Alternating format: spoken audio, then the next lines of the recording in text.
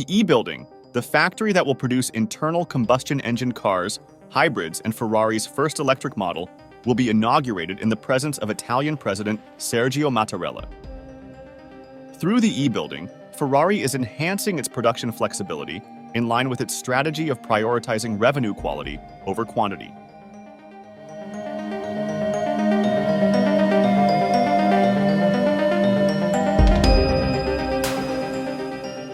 The plant also reflects the principle of technological neutrality, as it will house the production and development of internal combustion engines, hybrid engines, and new electric motors, each capable of delivering Ferrari's signature driving excitement.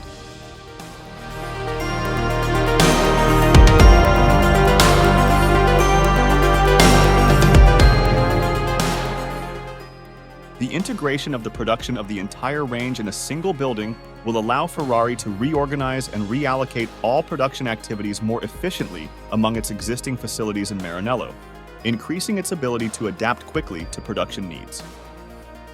The E-Building, a facility equipped with state-of-the-art technology, will also produce the strategic electrical components that are highly relevant to differentiating Ferrari's technology and performance: high-voltage batteries, electric motors, and axles.